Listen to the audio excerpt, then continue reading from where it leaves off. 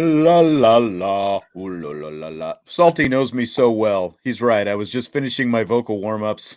We were a little bit behind. It was one of those behind the scenes nights. We don't have to go into it. There was just, little technical glitches and stuff like that behind the scenes. We were making sure that we had a good stream before we got started. Yes. So we were a little bit behind today. That is key. That is key for sure. Yes, that's exactly right. He is Vince D'Addario. I am Sean Stiers, and it's game week, baby. It is game week. 5 days away. Notre Dame and Ohio State. What do you say? It's about friggin' time. That's what I have to say. And we touched on it a little bit last night when we did the show with me, Ryan, and Brian. It's like summer was so slow, and then all of a sudden we hit camp. And now, boom, it's game week. Like, it just felt like it kind of sped up the last, week and a half to 2 weeks. August flew by for me. Oh, my gosh. I can't – it's hard for me to fathom the fact that September is this week. This is the end of August. August has come and gone, basically. And we are, preparing to hit the road to Columbus. It just doesn't – it felt like so long ago, and then all of a sudden it's this week, and it's just very strange to me. We've got a lot of great stuff we're going to talk about in today's show. I mean, we've got Phil Jurkovec ripping on Brian Kelly. We've got Notre Dame depth chart stuff. We've got injury updates. We've got a little bit of audio from Marcus Freeman. So just go ahead and smash that like button right now. Subscribe, rate, review, all that good stuff. Let your friends know that you're here because this is the place to be right now. Every Monday through Thursday. We're live, of course, at 6 o'clock on YouTube and on all the podcast audio platforms. You can find it as well, of course, the next morning. And then we did our first countdown to kickoff show Saturday morning. Where every Saturday morning, Vince and I are going to be with you from 10 until noon. Brian Driscoll will jump in every now and then as well. He jumped in feet first for a long time Saturday. You guys breaking down a lot of the games. We're going to get to the Scott Frost stuff a little bit later in the show. We're going to get to Jim Harbaugh deciding that he doesn't want to decide on a quarterback a little bit later in the show. We've got it all today.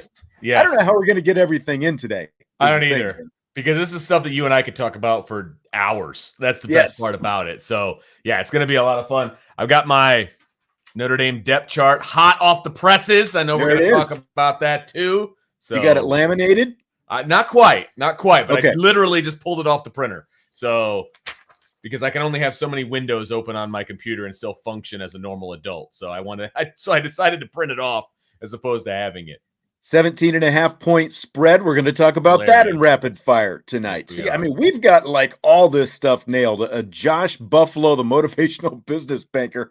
I don't know what the hell that is, but so he's throwing the Vegas spread at us. We've got a part of rapid fire that's going to be dedicated to Vegas. And I think really now that the season's here, every week we're going to be checking in on what Vegas thinks of Notre Dame. I got some Tyler Buckner Heisman odds. We've got the season over-unders and win totals and everything, man. It's just we've got it flying at you left and right. You've come to the right place. That's right.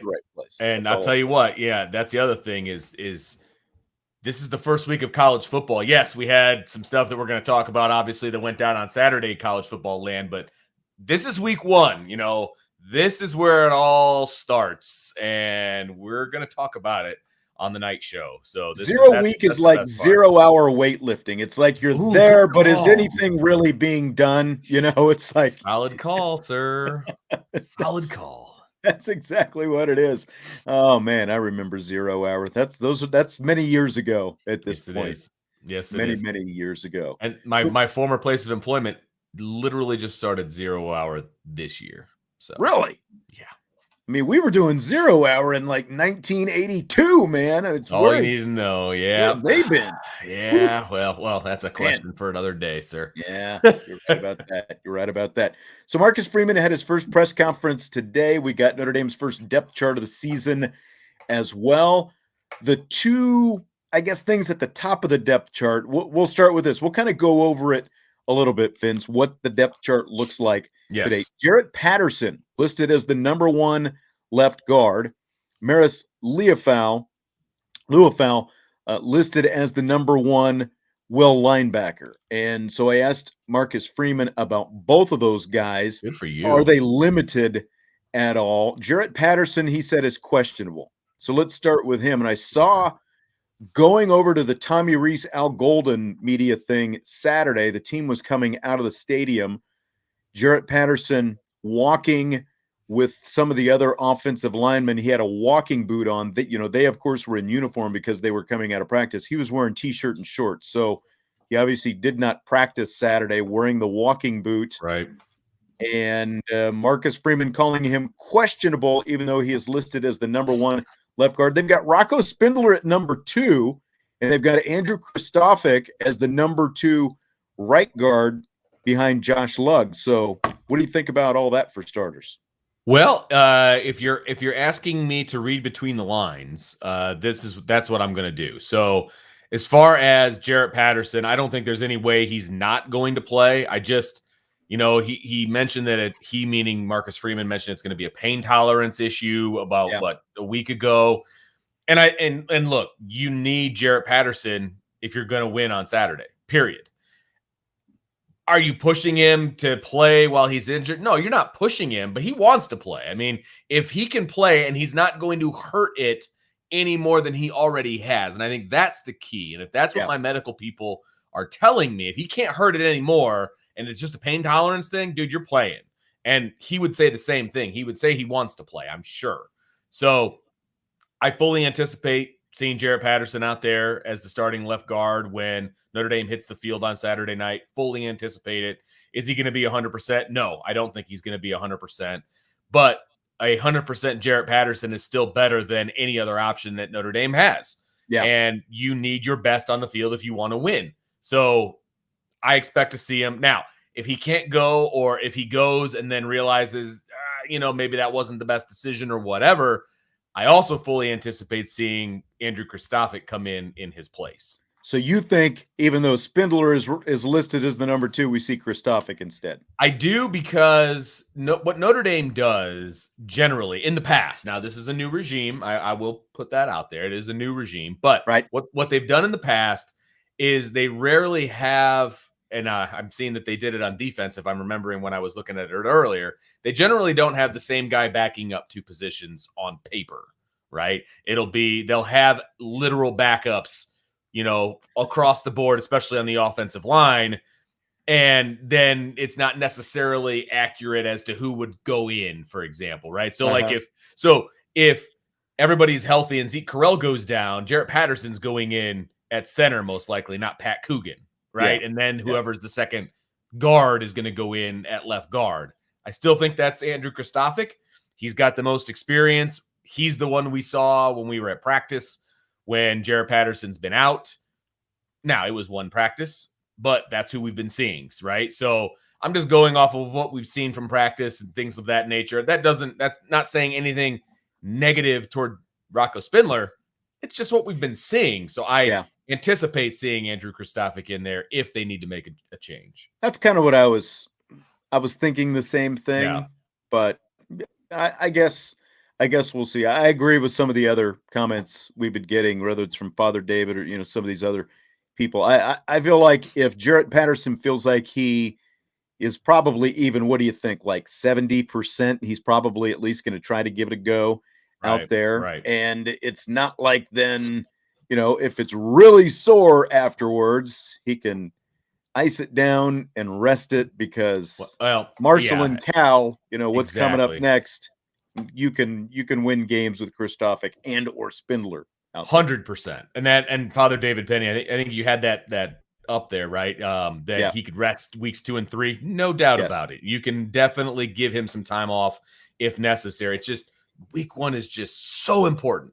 It's just so important that you need your best on the especially field. this week one. Yeah, that's what I'm saying. Yeah, that's what I was referring to. This particular week one is super important. If they were playing, a directional school or something along those lines, then maybe you don't push Patterson to play. And again, they're not going to force Patterson to play if he doesn't think he can go. Yeah. It's going to be up to him. He's going to want to go. And like I said, if the medical people say, hey, he can't do any worse to this, then he's going to go. Yeah, I agree. Okay, and then Maris Leofau, probable at the will linebacker. And I kind of had a feeling what that, that's what that was going to be. We've talked about, and again, this was what I asked Marcus Freeman, a week and a half ago when we got to see the open practice. We didn't see him doing any live things. Is he going to be limited? He says he's not going to be limited. He is probable at this point, so he is listed as number 1 at the will linebacker for Notre Dame going into this game. And, again, that's pretty much what I expected. And right now I'm having a hard time getting my computer to either. There it is. It's back on my depth chart page. And he is listed ahead of Jack Kaiser. So Kaiser. Yeah, I thought that was interesting. Yeah. Kaiser is listed as the number 2 will linebacker. And then with Kaiser and Prince Kali, they have those two as an or behind, Kaiser or Kali behind Maris Leofau.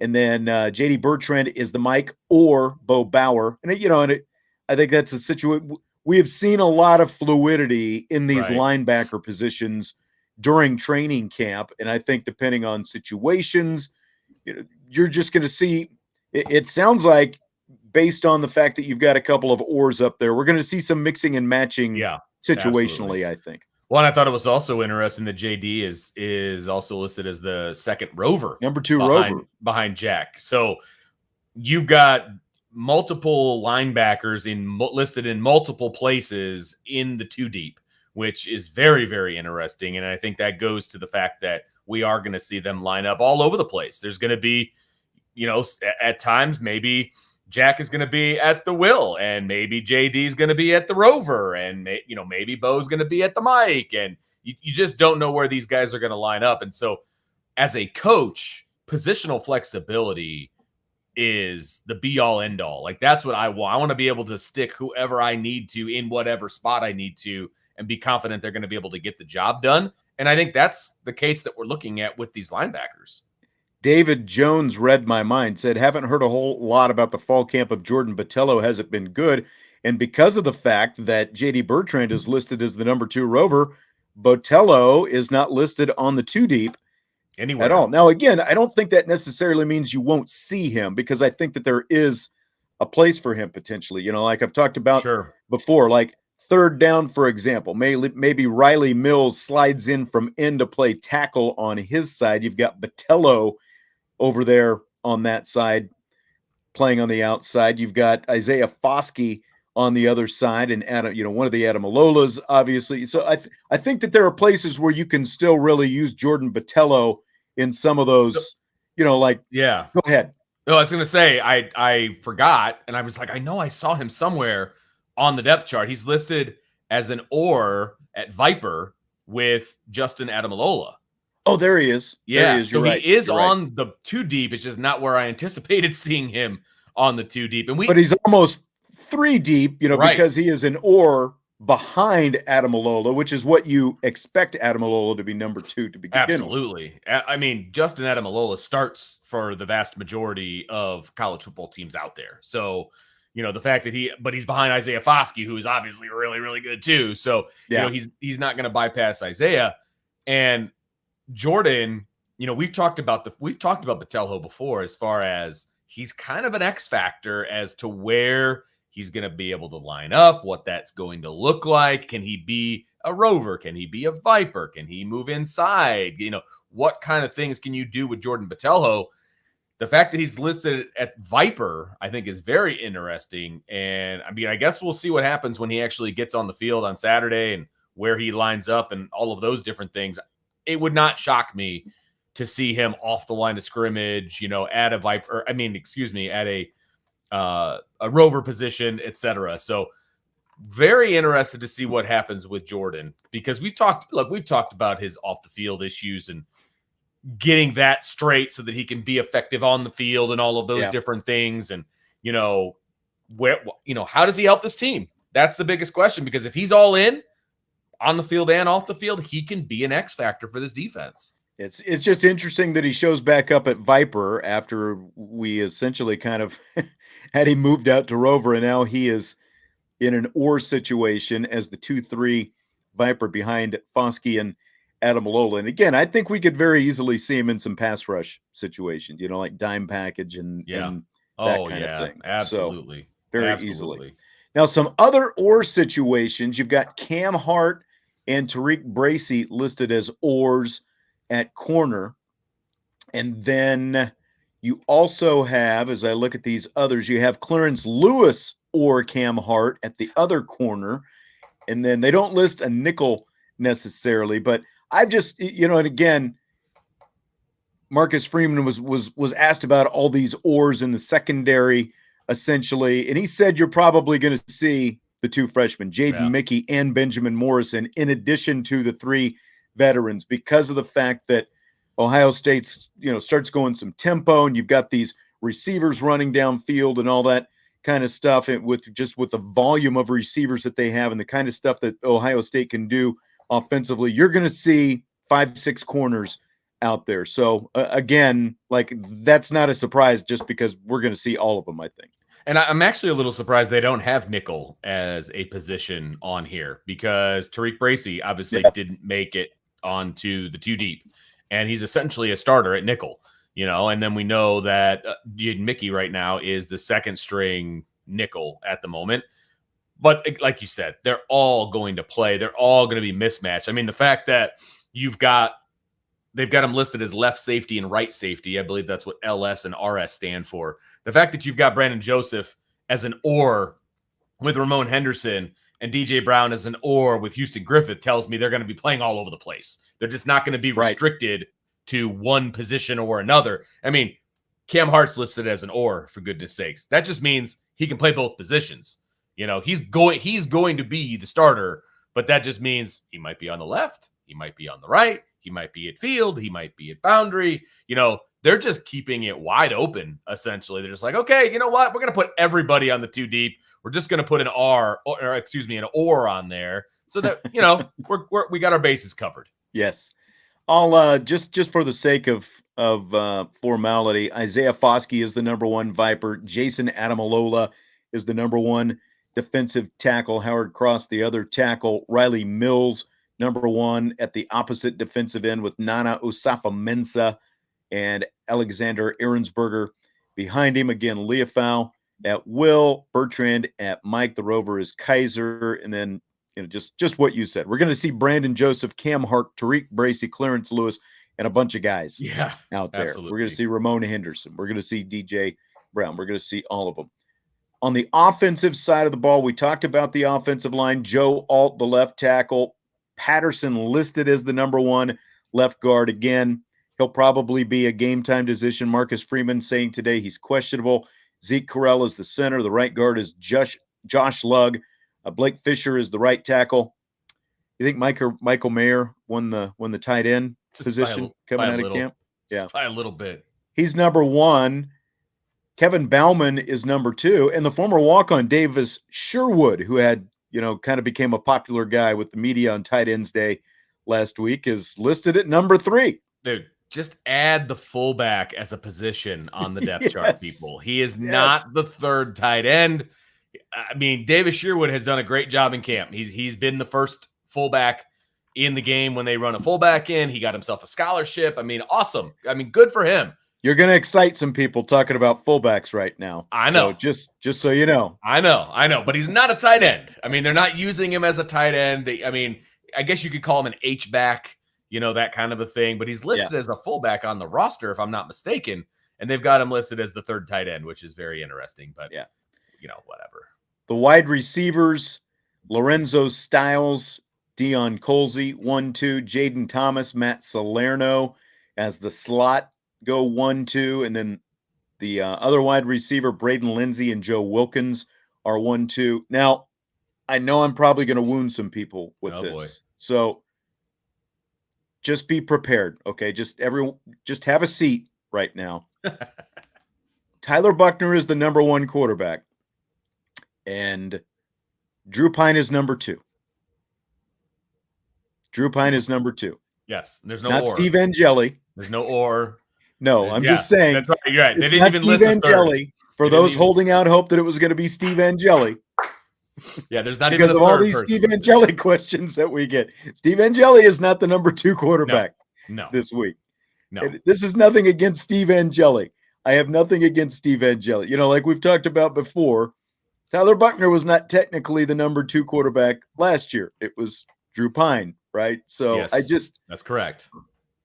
At some point, I hope to try to pop in the question about what could be in store for Angeli this season. Today, not the day, because there were just so many other things going on leading into Ohio State. But look, Steve Angeli, we'll see. Is a solid quarterback. It is very clear his role on this team because he had a different numbered jersey on for the past week. He is the scout team quarterback. Yes. And that's the way it's going to be, right? And Ronnie Paulus, he even had to change numbers. He was, like a lot of other guys. 7. There were a lot of freshmen wearing new numbers this week and last week because of the scout team. Absolutely. And made it a lot of fun to figure out who, was and wasn't at practice. and you're going to see Ronnie Paulus III. He got to keep his number because he is the guy that signals in the plays. So, I mean, he has a very important role, but the guy who signals in plays is usually, a walk-on type quarterback or offensive player. And that's his role, which means he gets to travel every game and be an integral part in what this offense does. But they're counting on 2 quarterbacks this year, right? And that's what they're doing. And those are the 2 guys that are listed on the depth chart. Yeah. Where are the kickers? Okay, so Bryce McPherson. Right, Bryce McPherson's going to kick off. We knew that. Yes, we did know that. John, have you verified this with sources? That's great. Blake Groupie is the place kicker. John Sott is the punter. Michael Vincent, of course, is the long snapper. Sott is the holder on extra points and field goals. Brandon Joseph or Matt Salerno listed as the punt returners. I like what we've seen from Brandon Joseph and what opportunities we've had to see him back there fielding punts. 100%. He's a little bit, and nothing against Matt Salerno, but he's a little bit more dynamic than Matt. And if you're just looking to change a possession and you're just looking to catch the ball, Matt Salerno will be back there. If you're looking to make something happen with a punt return, then I think you're gonna see Brandon Joseph back there. You know what I mean? And there are different scenarios on a punt return. If you've got him pinned deep, on the inside their 10-yard line, let's say, for example, you're probably going to get the ball with a fair catch at the 50-yard line, about midfield, right? You just want to get the ball and take possession. That's totally fine.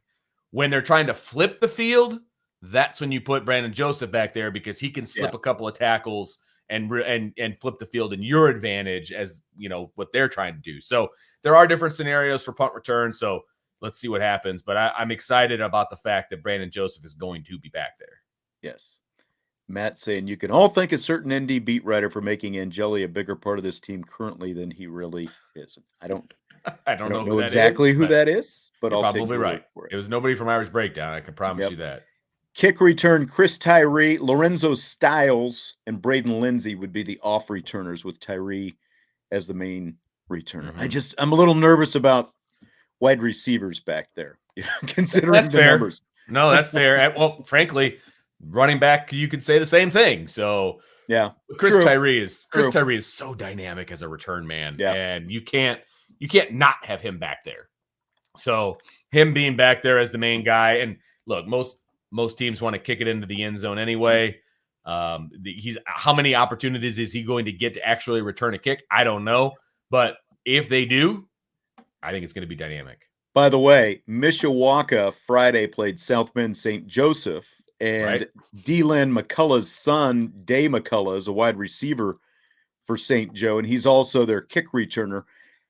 Over under 1/2 kickoffs that Day McCullough got his hands on Friday night, Vince. If we're talking about Mishawaka kicking it, I'm going to go with 0. They probably pushed it in front of them the entire time.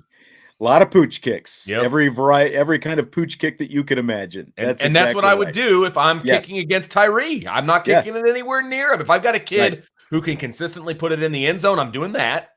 Or I'm pooching it so far away from 25 that he's not going to be able to touch it.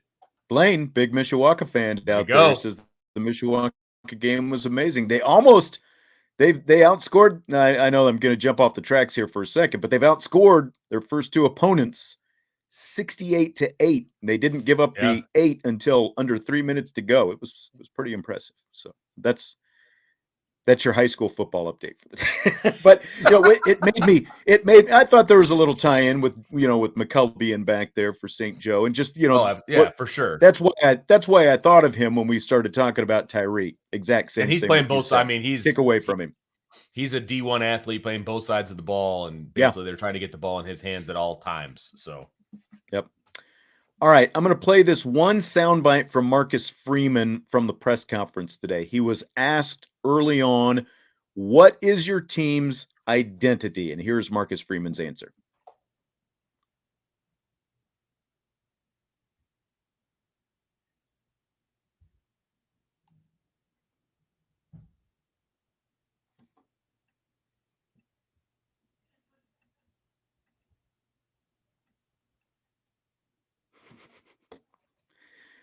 Well, for some reason, we don't have an answer on this Technology's one. Technology's awesome. That's right.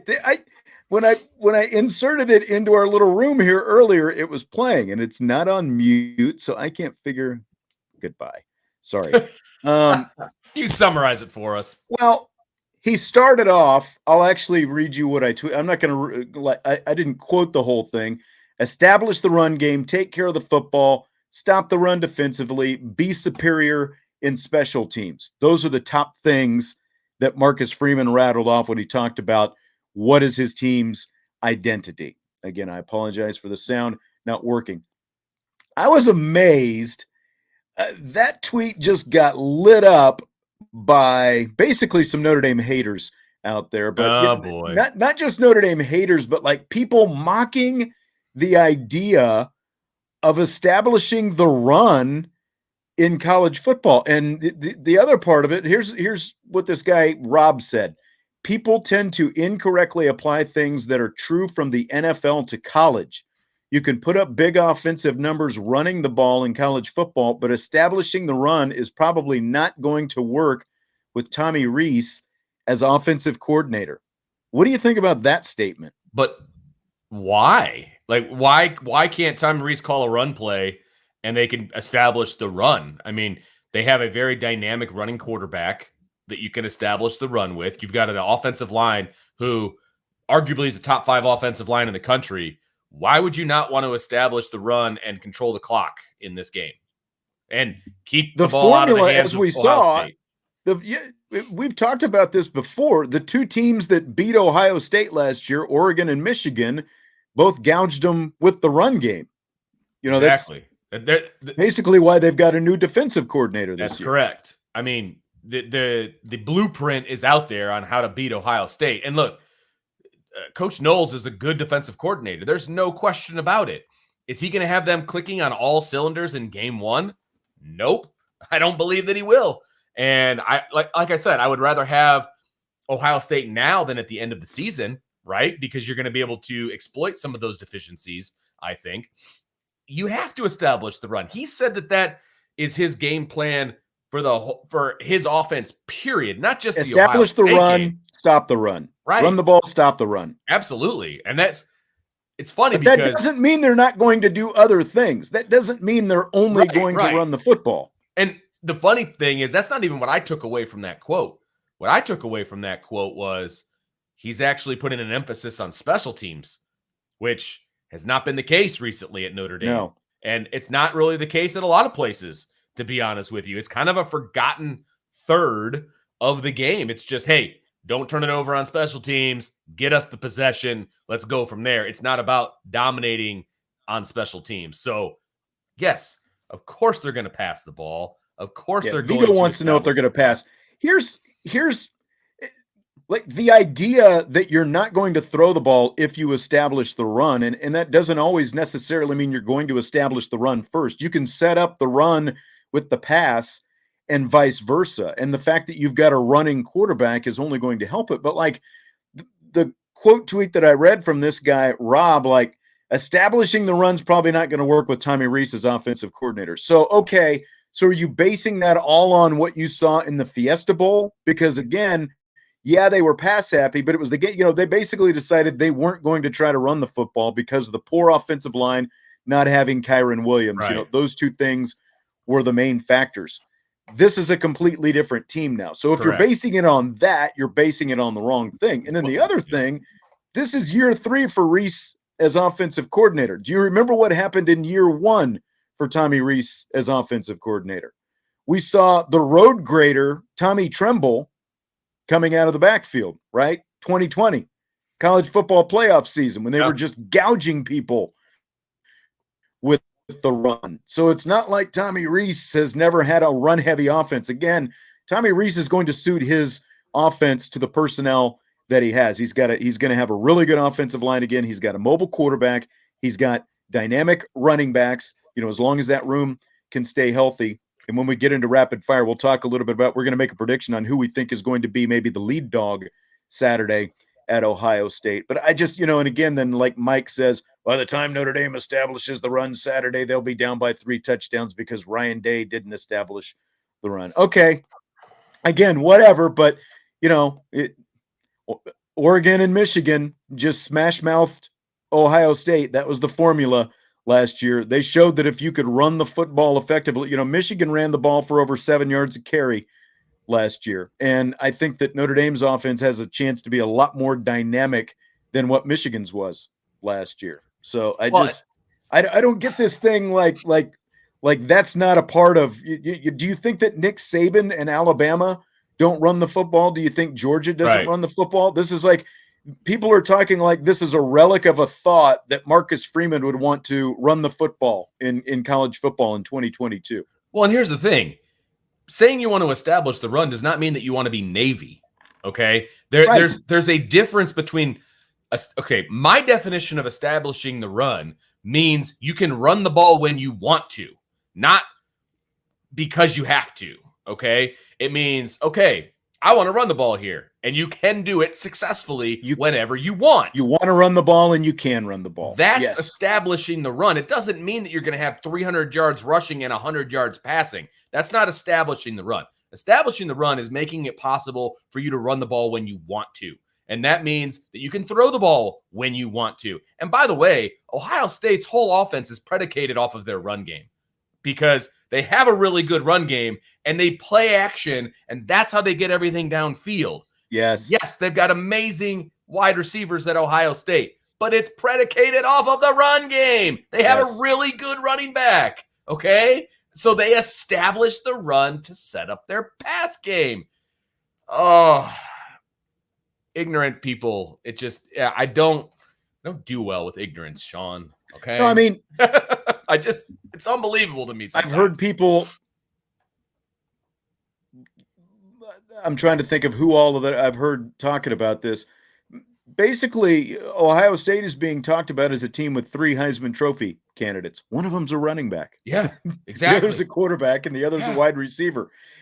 So, yeah, it's a ridiculous notion that for some reason, like, you would scoff at the notion of Notre Dame wanting to run the football. And again, like that comment about Tommy Rees, okay, if you're basing that, I don't know what that's based on, but I'm guessing that's based on the game plan. Yeah, that's what else that's what that has to be based on. But again, just 2 years ago, because of the personnel that they had, they were so good with the tight ends. They had a really good offensive line. They could smash mouth it up front. And then they hit some passes when they were able to. I don't think we're going to see that degree. I think we're going to see much more balance this year than we've probably seen really, you know, maybe in the last four years or so. Yeah, no, absolutely. And the balance is going to come. It's going to look different. It's not just going to be line it up and run it between the tackles either. It's going to be a different looking balance than what Notre Dame fans are used to. And if you think you've seen everything that Tommy Rees is as an offensive coordinator, you're going to be in for an amazingly good surprise throughout this season. That's what I'll say. Man, it's only Monday, and we've got a lot of good stuff all week long. Don't forget, Vince is going to be back Wednesday. Yeah, mailbag. Starting this week, Wednesday is our mailbag. There's not going to be a main mailbag on Fridays anymore. So this show, IB Nation Sports Talk with Vince and I, will be doing the midweek mailbag Wednesday nights. So we've got that coming up. Thursday, you will hear from an Ohio State reporter. We'll get some insights from him on this Buckeye team. And tomorrow, Jesse's got this segment he's going to do. Uh-oh. We still haven't come up with the name for it, but he's going to bring you into my idea was Full Focus. I don't know. That kind of got shut down, I think. But we're going to look at a couple important things, something important on each side of the ball in this Notre Dame-Ohio State matchup on tomorrow's show. So we've got it all, baby, this week. And then, of course, again, don't forget our new IB Countdown to Kickoff Saturday mornings at 10 o'clock. Vince and I will be with you at 10. Right. We'll be breaking down Notre Dame, Ohio State, and getting into some of the national games and all that kind of stuff as well before we head to Columbus Saturday. In the meantime, no doubt. You ready for rapid fire? Oh, yeah. Oh, yes. Right. So I just saw that comment is already, we've got so many comments flying by in the YouTube chat right now. Okay, so Phil Jurkovec has fired some shots at Brian Kelly. In an article on Boston.com, the former Notre Dame turned Boston College quarterback says he feels reborn at Boston College. And I'm reading an excerpt from the article right here. Fall of 2019, dejected and neglected at his dream school, Phil Jurkovec could feel his dreams slipping away. Ian Book was the quarterback at Notre Dame, and Jurkovec had thrown only 16 passes all season after redshirting the year prior. Just 2 years earlier, Jurkovec had been ranked the number 4 dual-threat quarterback in the nation by rivals. Now he was stuck in quicksand, trapped in a backup role. Here's a quote from Jurkovec. Quote, I was almost done with quarterbacking. I was really thinking about this next year. If Book came back, I would switch positions to try to get on the field some other way because I was so frustrated by it, end quote. So he, of course, entered the transfer portal. He's now in his 3rd season at Boston College, missed some time in 2020 with a knee injury, half of last season with a hand injury. Here's another quote from Jurkovec. Quote, I was disappointed by some stuff while I was there. The football team and culture is not what people think it to be. I met a lot of great people. They do a lot of good in the world. It's a mixed bag. I'm glad I went there, and I'm glad I left. End quote. I got one more quote coming up. In year 2 at Notre Dame, Jurkovec found himself regressing. He was playing worse than he ever had. NFL dream was fading. He knew he had to act quickly and decisively, so he goes home that winter, still unsure whether Book and offensive coordinator Chip Long were going to return. He said no one from the Notre Dame staff was talking to him. His parents met with head coach Brian Kelly and told him that their son was struggling. Jurkovec said Kelly tried to ease their worries by assuring them he would talk to Jurkovec. Quote, Kelly basically lied to their faces about what he would do, how he would talk to me and explain things about the future. He basically lied to my parents, so after that, they were done with him, end quote. He was also frustrated with the coaching at Notre Dame, so I lied. I've got one more quote. Quote, it wasn't as much about how they treated people because I think they also treated people very badly, very poorly, some of the coaches there, but it was more about their lack of experience and coaching, end quote. So there is a lot, Vince DiDario. Woo! Phil Jurkovec going scorched earth on not only Brian Kelly, but Notre Dame as a whole. So what do you think about all this? Well, I am privy to some information about when Jurkovec was here, and he pretty much laid it all out on the line. And I mean, and he kind of touched on this in an article not that long ago, it felt like. Maybe it was a year ago by now, where he kind of talked about his struggles when he was at Notre Dame, et cetera, et cetera. And I'm sure there's going to be more of this that come out as that game approaches, in November, as they, get closer to him coming to Notre Dame, et cetera, et cetera. For good reason, because it's clickbait and it's really interesting and all of that. Because I was a huge Phil Jurkovec fan when he came to Notre Dame. He did get a bit of a raw deal when he was here. I just don't think he fit into the plans of the way they wanted to do things offensively, and he got kind of left behind is what it kind of felt like to me. There were some promises made. There were some things made that he didn't think were followed through with. And when you look, it's like any relationship, right? When promises are made and you feel like they weren't fulfilled, you get disgruntled with the relationship and you make a decision. And he made a decision that was best for him. It was to leave, and he has flourished at Boston College. No doubt about it. I think that a lot of the people that he had issues with are no longer at Notre Dame. Well, see, and that's one thing I'm it's Brian Kelly is easy to take a shot at. And I've got him I've got no problem with him taking shots at Brian Kelly if that's what he wants to do. You don't hear college athletes single out coaches very often. But if there were others, like as much as he is, again, because these aren't just shots at Brian Kelly. He's basically subtweeting other people. Well, there was a pretty blatant shot at Tommy Rees at the end there, talking about not having the experience because he was a first-time quarterbacks coach when he. But that was one season. That was one season as well. Right, but that to me that felt like a shot at Tommy Rees. That's what that felt like. I can see that because he used the word inexperience. You can't really use that word talking about Brian Kelly. If anything, he had experience. I mean, he's been a head coach forever, right? So I think that was more of a shot towards Tommy Rees, but again, I'm reading between the lines there. See, did you used to listen like back when I was at the ESPN station to Mike and Mike in the morning? Did you ever hear like when they had Bill Curry come on? Do you remember Bill Curry? Sometimes, yeah, absolutely. Oh, I know who he is. Yeah, kind of a Southern gentleman, and he's been in football for a long time. Played for Bear Bryant in Alabama. Played in the NFL, all that stuff. He was kind of their voice of reason, voice of wisdom kind of guy. And Bill Curry would always come on Mike and Mike, and he would always say, "There are three sides to every story: yours, mine, and the stone cold truth." That's a fact, and that's. Like we're getting Phil Jurkovec's side of this story. And I'm sure that there is a lot of truth in it, but this is also Phil Jurkovec's side of things. And I'm not like sticking up for Brian Kelly because I'm sure that, he is, a lot to blame in this situation, but he's also an easy target. He's not here anymore. I mean, he's not here anymore. And he's had a quarterback at LSU leave and basically say the same thing. Right. I mean, so you've got two former quarterbacks under Kelly saying pretty similar things.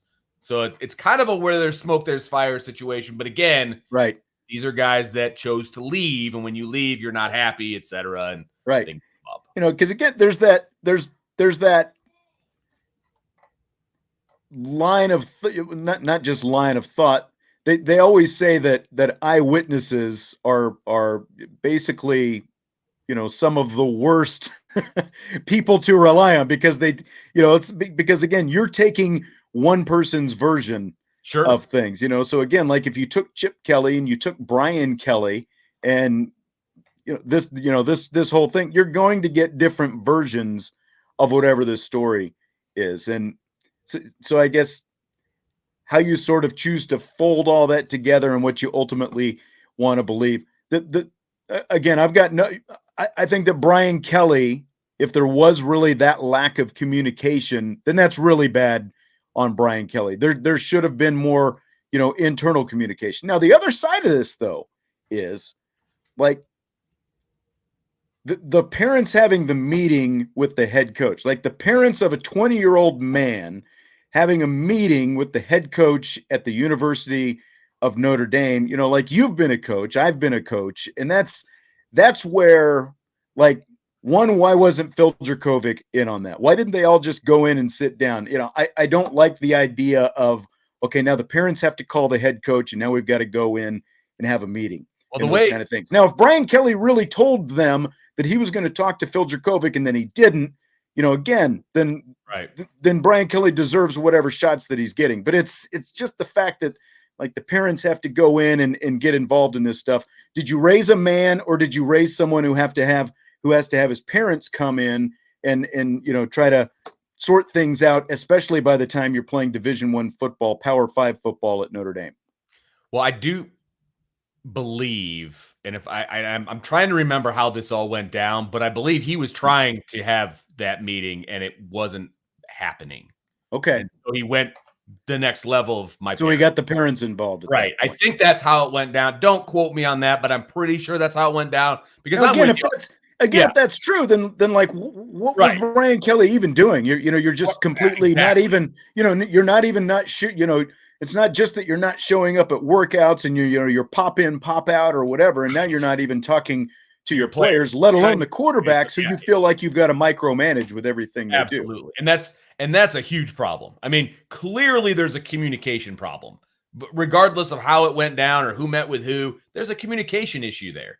And if it's a communication issue between the head coach and the player, a communication issue between the head coach and the quarterback coach and the offensive coordinator and all of these different things, it's a huge problem. I mean, it was a huge problem. And I think he made the right decision in leaving for himself because he's flourishing over at Boston College. He was able to revive his NFL dream because I think it was pretty clear he wasn't going to play at Notre Dame. And so that's why the transfer portal is there. And he was able to make that work for him. And so I wish him nothing but the best. But it was a bad situation on both sides, frankly. And it was an amicable divorce, frankly. But I also feel like, Chip Long was let go after running some successful offenses. And I don't feel like Chip Long should be let off the hook here either. But, the other side of that is, okay, so we saw Brandon Wimbush, who, again, if you're talking similarities, I'm not saying they're exactly the same guy, but if you're talking similarities, Jurkovec and Wimbush are much more similar than Ian Book and either one of them in their style of play. And it felt like Chip felt like to succeed, it was time to go to Ian Book. And, so again, it's like he was the offensive coordinator and quarterbacks coach at that point. So he had some involvement in there as well. Chip wasn't the offensive coordinator, or he wasn't the quarterbacks coach. He was the tight ends coach.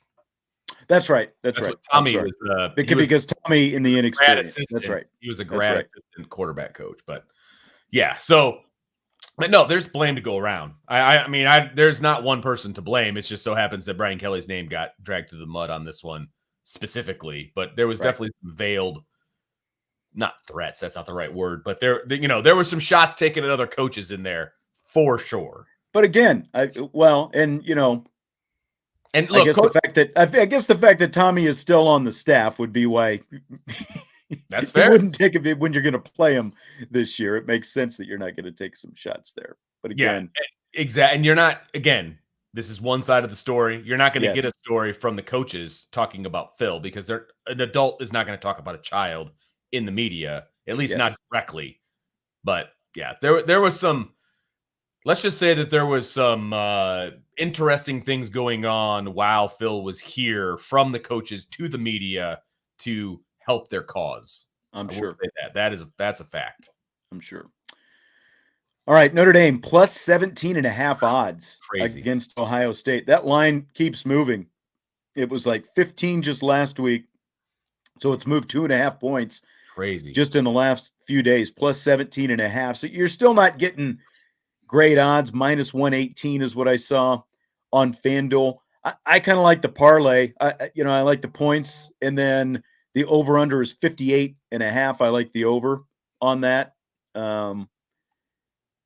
Yeah. I don't know about you. No, I like the over on that too. I think the points are going to be scored, especially this being the first game of the season and, defenses being what they are the first game of the season, right? I think points are going to be scored here. So I would take the over as well. So maybe you can boost those odds a little bit if you parlay the Notre Dame plus 17.5 and then the over.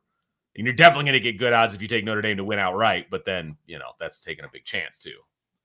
It's just amazing.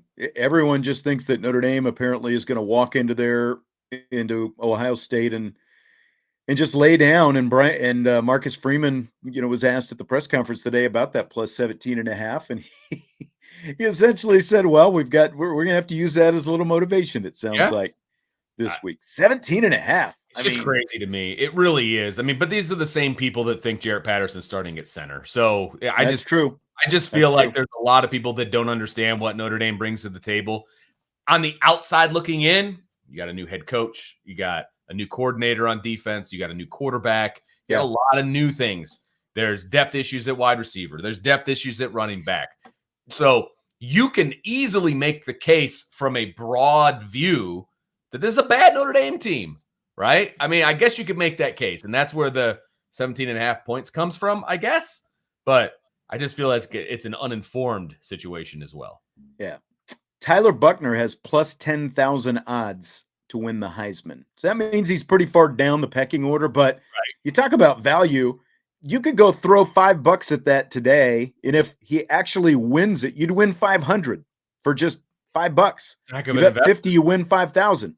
You know, I mean, it's not like I have that kind of money to throw around, but at the same time, $5, 5 spot out there. I mean, $5 to win 500. Why not? That's pretty good. And I'm sorry, those odds are going to get worse as you get closer because worse as in you're not going to be able to put 5 to win 500. I think that number is going to come down as you get through the season because I'm not saying he's going to win the Heisman. I'm not saying that, but I am saying he's going to be successful.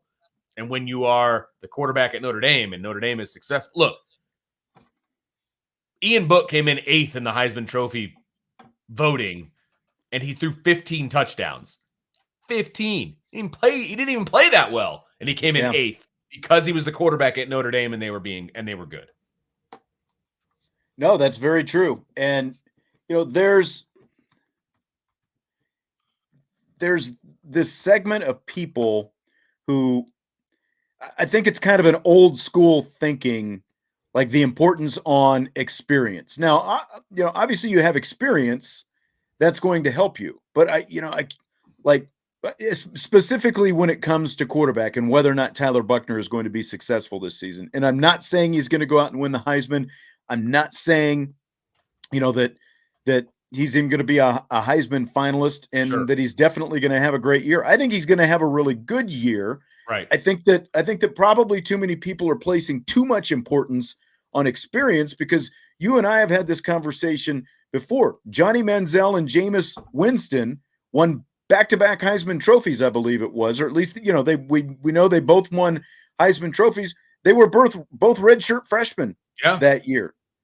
They had a year with less experience than Tyler Buchner has, and they went out and won the Heisman Trophy in their first year as a starter. Bryce Young went out and won a Heisman Trophy in his first year as a starter last year. So again, I'm not saying that Tyler Buchner is going to end up in New York and is even a finalist, but I'm also not going to say, well, he doesn't have any experience and, he was inaccurate last year. And so it's going to be a garbage year and whatever. I think you're going to see a really good dual threat quarterback manning things for Notre Dame this season.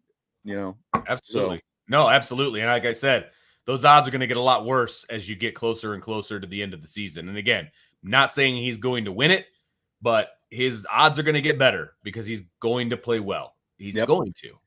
Notre Dame has plus 200 odds to win at least 10 games this season. I really like that as a value bet. I like that as well because 10 for me is the floor. I mean, that I predicted last night 11-1. I still feel very confident in that. And so if I'm predicting 11-1 and I can win that at 10, man, I'd be taking that one. Yep.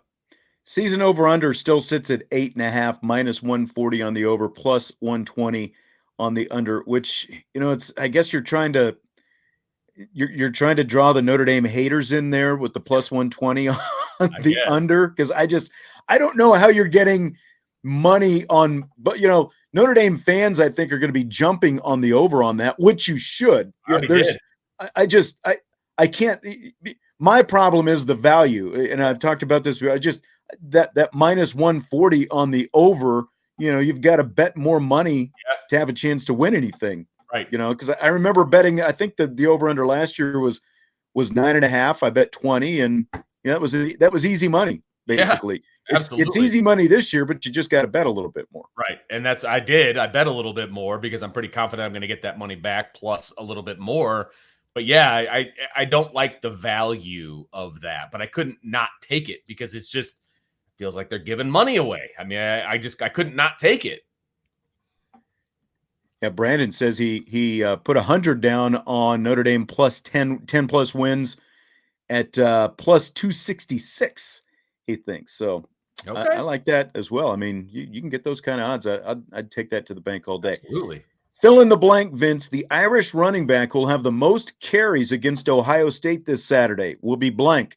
See, this one's really hard for me because I do think Chris Tyree is going to start. I think he's going to get the most snaps, but I just don't know if I think he's going to get the most touches. I just don't know that he's going to get the most carries. And I know that's why you worded it that way. So I'm going to take Audric Estime on this one. I think he's going to get the actual most carries, even though I think Chris Tyree is going to get the most touches. Yep, I am with you. And we saw earlier I think someone on my Twitter was asking, when's Estime going to play? Well, they haven't even played a game yet. So it's like Yep, Saturday is the answer. I mean, look Saturday night. You're going to see Audric Estime. Look for number 7 coming out. I agree. I think that Chris Tyree is going to be on the field a lot. He's going to have a ton of snaps and the potential for a lot of total touches between the passing game and the running game. But I think Audric Estime is going to be the guy who ends up probably, and now again, this is assuming that the game is playing out the way that we think it is, that the running game is working the way that we think it is going to be, all those different things. I think Estime is good for somewhere around 12 to 15 carries, maybe even more, just depending on, again, how the game plays out. I don't think that you probably want to throw Logan Diggs in there and have him be your workhorse. I think Estime is ready for it. And with Estime coming back from the shoulder, I think he's going to get snaps as well, but you're going to ease up a little bit. Yeah, and I think that's exactly right. Look, Logan Diggs is available. He's full go. I just don't think you're going to beat your head against a wall just in case, because you do need him for the rest of the season. You don't want to lose him the first game out because you just keep feeding him the rock. You've got a guy who can get the rock fed to him, and he'll be just fine in Audric Estime. So as much as I like Logan Diggs, I just don't think that they're going to use him as a primary target coming off the shoulder injury. Yes. Jim Harbaugh says he's made a decision on his quarterback. This is great. He's kind of made a decision on his quarterback. So Harbaugh issued a statement this weekend saying Cade McNamara, the incumbent, is going to start Michigan's season opener against Colorado State. And then J.J. McCarthy is going to start the second game of the season against Hawaii. Then after that, they're going to decide who the week 3 starter is going to be. So, Vince, do you buy or sell Jim Harbaugh's quarterback plan? It is a hard sell. How can you not know after spring and fall who your starting quarterback is? You really have to take it into the season and give each guy a start, and then we're going to evaluate the film, afterwards. That's what practice is for. That's why you scrimmage. That's why you do all of these different things. It feels like he's handing out participation trophies to me, Sean. That's what it feels like. Make a decision, dude. You are a Division I head coach with college football playoff aspirations, and you can't decide who your quarterback is. Just coming out of the playoff. You got a playoff quarterback exactly. who you're thinking about benching. What are you doing, man? Make a decision. Make a decision. This guy's a clown. It's almost like he doesn't want to make a decision. Like he wants to wash his hands of this or something. And it feels like he's treating these 2 games. Now, granted, they obviously feel like they should beat Colorado State and Hawaii. I wonder what message it is sending to your team when you're treating the quarterback competition like this, when you're essentially treating Colorado State and Hawaii as exhibition, preseason games. I know he wants to be in the NFL, but that's basically the attitude that he's got with these games. It's like, well, they're preseason games. They don't really matter. So we'll start one and one, the other and the other. What happens if they both play really well or they both really stink? And it's like, exactly. or they're both just kind of average, if they play at the same level, someone's got to make a decision sooner or later. It's ridiculous. You make a decision. It's like when you're the head coach at Michigan, you get paid to make decisions. It's like when you run a sport, you're a head coach of a sport that you have to cut kids, and you're like, you know what? Everybody can play. It's no big deal. Everybody can be on the team. It's no big deal. Because they don't want to cut anybody. he doesn't want to have the conversation with one of those quarterbacks. I'm sorry, you're number 2. Yeah, it sucks as a coach to tell a kid that, but that's why you're paid the money that you are. That's why you're the coach. Come on, man. Just make the decision, have the conversation, and move on. Do what's best for your football team, because having 2 guys at quarterback is not what's best for your football team. That's right. Hard sell for me as well. Fill in the blank. It's blank that Nebraska head coach Scott Frost said this after his season opening loss to Northwestern Saturday. Quote, "I think our offensive staff has to learn you've got to be a little more creative in this league." End quote.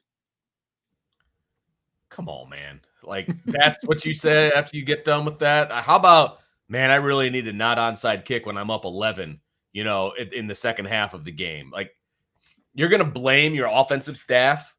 Dude, look in the mirror. This is a perfect opportunity for Scott Frost to be like, you know what, guys? This one's on me. My fault. I'm the head coach. The buck stops with me. I made some poor decisions. We need to get back to the drawing board and do some different stuff. This one's on me. You're throwing your coaching staff under the bus? Dude, if your seat wasn't hot before, it's on fire now. Come on. And he just hired this guy as well, Mark Whipple, in the offseason. He brought him in. Remember a few weeks back when we did Diddly Do's, list of top coordinators, big game doofus, and his list of the top coordinator, combinations around the country. And he had Nebraska's in there with Whipple in the top 10 and the whole thing. And here we go. One game. You're right. It's like, how about you just not do the onside kick when you're up 11 points? Because that swing right there alone cost you the game. And, maybe Scott Frost is a good football coach, but I don't think he's a good football coach at Nebraska. That 5-21 record that he's got in these 1-score games now, it all comes to, it's like decisions like that are going to cost you games. It's not just, well, we had some bad luck and whatever. It's like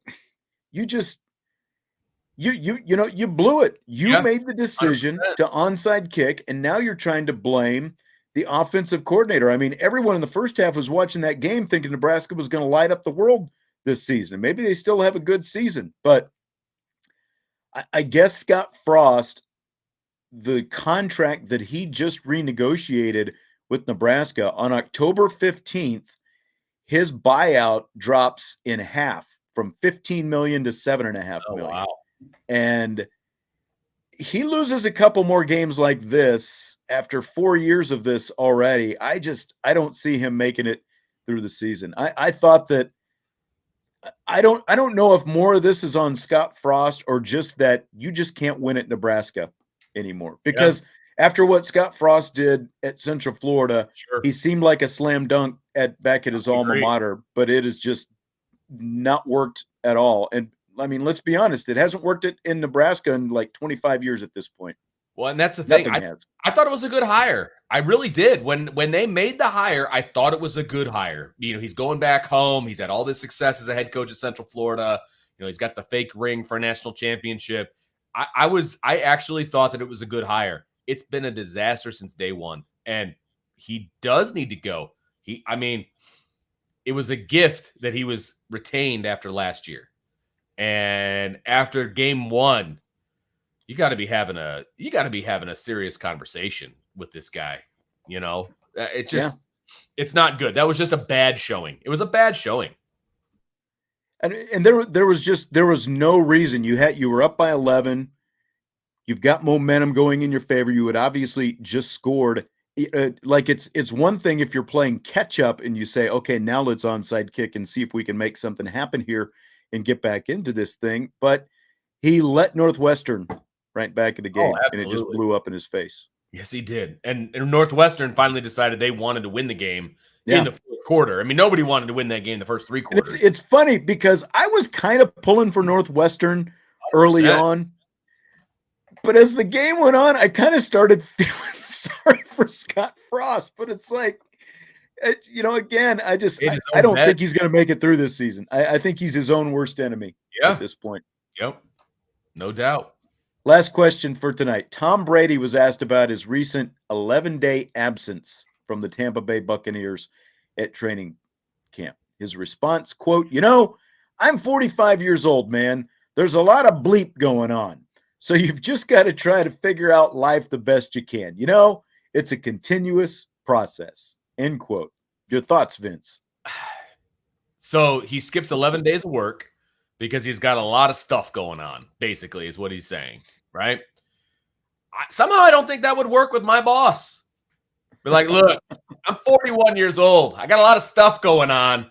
I'll see you in 2 weeks. Now, I'm not the GOAT of deans in the world, so I don't have as much leverage as Tom Brady has. So there is that. But at the same time, give me something a little better than that as to why you missed 2 weeks of work while the rest of your team is working, period. I mean, I know that you're the best that's ever played the position. I've come around to that fact, even though I don't necessarily like it, but you should still be there with your teammates. There's something to be said for going through training camp next to your guys, even if you're not full go or whatever, come on, man. That's a terrible excuse for not being at work. I mean, he's right to an extent. There's a lot of bleep going on. You just got to figure out life the best you can. Everyone's got a lot of bleep going on. Exactly.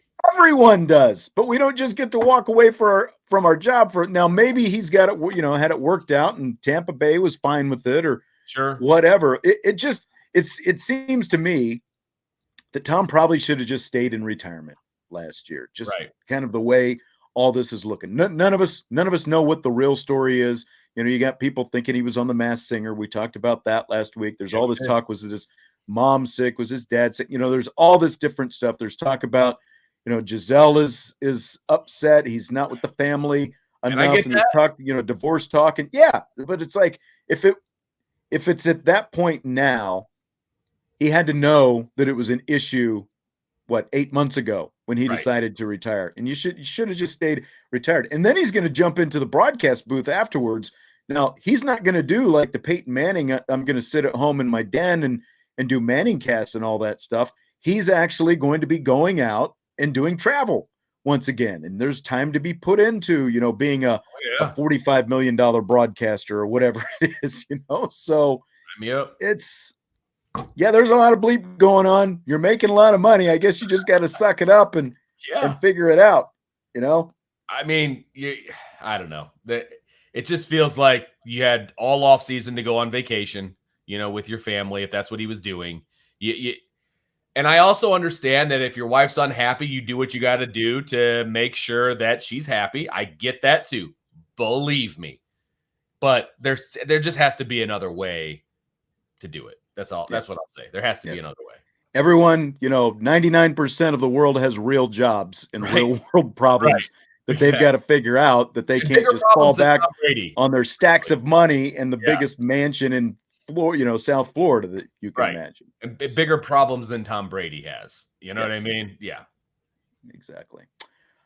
All right. Well, Vince, I think that's going to do it for tonight. We covered a lot. Again, man, we've got, every week is going to be like this. Monday through Thursday, 6:00. Tomorrow, we're gonna be jumping back into it. We've got some key stuff on each side of the ball that Jesse and I are going to be looking at. We'll talk about Tyler Buckner a little bit as well. Wednesday, don't forget, mark it, midweek mailbag. Drunk Vigo's like, that's it? And it's like, if you got more questions, Vigo, we can handle a couple here real quick if you guys want to throw some questions at us. But again, we're going to be doing a full mailbag show. That's right. On Wednesday. So starting this Wednesday, we're doing midweek mailbag every Wednesday night at 6:00 on IB Nation Sports Talk. Thursdays, going to have the opposing beat writer on. We'll have some rapid fire after that as well. And of course, we've got countdown to kickoff on Saturdays from 10 until noon. So, and then you and Brian. Now, is it just you and Brian, or is Ryan in on that as well with the Sunday show? It's Brian and I. It's the two coaches breaking down the film, and we call it Upon Further Review, and we go back and we look at the film from the day before and kind of give our nuggets of information as if we were, coaching it up and talking about it the next day with our team. So kind of an X's and O's. So for those football junkies out there, that's what we're going to be doing. I lost Vigo, it's not a show without Bobby making an appearance. Get to wait on that one. I don't know. Yeah. Appreciate all the positive feedback though tonight. And then there's a post-game show. You and Brian are going to be doing a post-game show after the game Saturday. We'll all three be in Columbus. You guys will do the post-game show while I stay in and handle all the stuff that someone has to deal with, but nobody else wants to. And Ryan and Sean will be on that as well. It'll be 4 of us on the post-game show, especially for these away games, because Brian and I will have to make our way back to the hotel, and Ryan and Sean will kind of get things kicked off and get things started. But that's why you have to hit the notification bell, people, because you never know when that show is going to start. So you want to be notified when that show gets kind of put in the queue and when we're going to start that show. And then those guys will start it. Brian and I will jump in with our emotional take after the game and give our X's and O's take the next day. I hope it's not too emotional. I hope it's not too emotional Saturday night. We'll see. All right. So, again, don't forget, like, subscribe, rate, review, all that good stuff. We appreciate you, and we will talk to you mañana. We're doing it basically every day during the week. We are now 7 days a week and multiple times a day. Actually, there's 2 shows every day except Friday and Sunday. Yeah. So there you go. I don't know who else is doing that. We'll talk to you tomorrow. IB Nation Sports Talk.